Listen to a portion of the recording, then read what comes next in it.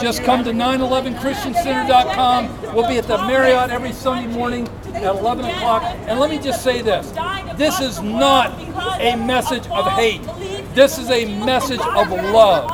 Because God loves all people. Jesus said, "For God so loved the world, he gave his only begotten Son, that whosoever believeth in him shall not perish, but shall have everlasting life." And that is my message, one of love, to lead people to the saving knowledge of Jesus Christ. I thank you, Mr. Keller. Appreciate your time. It's Keller, right? Keller, K-E-L-L-E-R. Oh, thanks. I appreciate it's making it a bit more exciting, at least. I have a question for you, though. Fire away, buddy. Anything. You said that you drew a difference between Islam and Christianity, and that Islam converts by the sword, whereas Christianity converts voluntarily. And you believe that with all conviction, it seems. Now you can go back 1,500 years to the Crusades. If I can finish my question, would you say then that during the Crusades Yeah, that people were everybody talks about if I can finish my question, Yeah, that okay. people were absolutely were converted and it was a voluntarily, and it was a perverted state of Christianity that lasted for a couple hundred years. But it is also, I would agree. But it is also an anti-biblical state of Christianity, because Jesus didn't say, "Come to me by the sword." He said, "Come to me by faith." Did Jesus not say that he comes brandishing the sword? He's come brandishing the sword, but the message of Christ is to come by faith. Ephesians 2:8-9 teaches that you come by faith in God's grace, not of works. Through the grace of God, saved by faith, not by the works of man. I'm sorry? Oh, I didn't quite get that. No, I don't speak Greek or Hebrew. Korean? Where are you? No. What nationality are you? I'm Irish and German. Irish and German? Yeah. Really? Right, yeah. Okay, good. So, guessing nationalities and stuff like that might not be your forte, I understand. But, I'm not a prophet. Who is, right? In any case, so why is it then that the Crusades were a perverted version of Christianity? If I could finish. Sure. We're a perverted version of Christianity, yet the actions of 9/11 weren't a perverted version of Islam. Simple. The people in the Crusades, for that brief period of history, were acting outside the Bible's guidelines. The people at 9/11 were acting inside the teachings of Islam, which teaches a message of hatred, death, and violence. Right, okay. There's the difference. Well, now Christianity teaches complete obedience to God and to the principles of God, right? To the character of God as He is. No, right? Christianity. You're wrong. You're wrong. Well, can I correct you, because you're making a wrong assumption? Yeah, I might have not phrased the question well, but go ahead. Yeah. Christianity is faith in Jesus Christ and following the Bible as God's inspired, inerrant word. Right. And that's Christianity. And according to the Christian faith, this is what I meant to say: is that the character of God, the person of God, is constant, unchanging, immutable, correct? Absolutely. So Great word. So the God of the Old Testament in character is the same God that you worship Absolutely. today. So the God that commanded the slaughter of the Amalekites, the God Absolutely.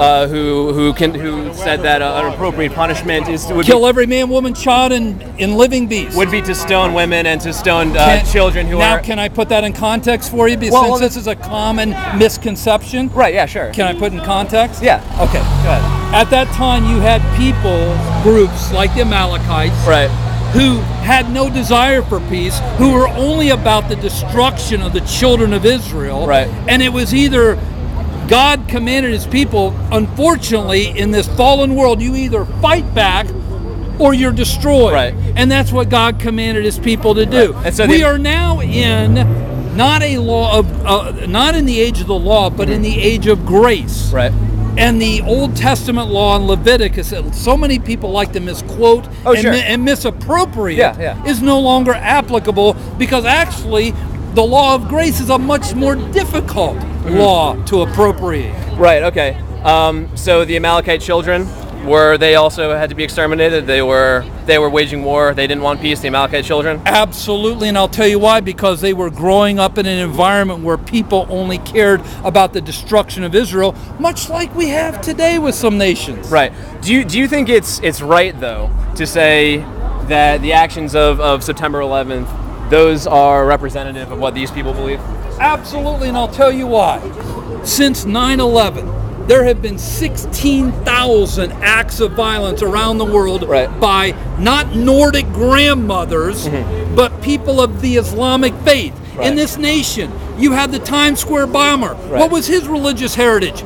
Islam. Right. You had the man who was trying to blow up his underwear on the Christmas day. Sure. What was his Islam? What his heritage? Islam. Right. You had people in London wanting to come over here and blow up jetliners. What was their religious heritage? It was Islam. You have a common thread in this nation. Right. Fort Dix, and the list goes Sure. on, of people who came to this nation for one reason, to enact acts of terror on this soil, and they were Islamic. Sure. Do you know what percentage, what religious group, how Islam actually rates up to, say, like Judaism, Christianity, as far as gross terror attacks, like the percentages? If you were looking at a graph, for example, where do you think Islam would Love stack to against? see that graph, because they'd probably be about 90%. Actually, Islam is lower than Judaism as far as terrorist actions. And it depends on who puts the graph together and how they determine that. Right, yeah, naturally. But I mean, you were mentioning acts like, the underwear bomber. Well, let me ask you a question. Let me ask you a question. If I can finish that before you interrupt it, I guess you're going to interrupt before. I don't even know who you are, but Sean. that's fine. And you're from where? I'm from the Bronx. And from what company? From what company? I'm here on my own volition. You're just on your own. Well, I'm great. here on my own volition. Well, great, Sean. Well, let me educate you. You name Happily. me one act of terror on this soil since 9/11 that has not been committed by someone of Islamic beliefs. Yeah, I don't even need to, because it's irrelevant. Actually. It's irrelevant. Yeah. Oh, okay. No. So I guess people trying to destroy this nation that are Islamists is irrelevant. No, it's a okay. what you did is right now is a classic fallacious turn. If I could just for a second, it's what you did is you either intentionally or not misinterpreted what I just said. What I said was the number of attacks that are Islamic, that is an irrelevant thing. I never said, and would appreciate if you don't put words in my mouth, that the terrorist actions themselves are irrelevant. I would never dream to say a thing like that. So the point is that just because a terrorist action was in the name of Islam, that in and of itself does not correlate Islam and that terrorist action. Oh, it absolutely does. Anymore. It absolutely does, because if you study the Islam, it's about hatred, death, and violence. Go back over 1,400 years. This is a victory march. Why is it though? No. Why? Just like when the Islamists conquered Jerusalem, they put a mosque on the Dome of the Rock. This is nothing but a victory mosque. Why would they open this place on the 10th anniversary of 9/11 if it wasn't a victory mosque? Actually, I've heard that also. Oh, yeah. No, and now you're conveniently not going to listen to me. I've heard that also. But the thing is that was a misinterpretation of the opening. What the quote was.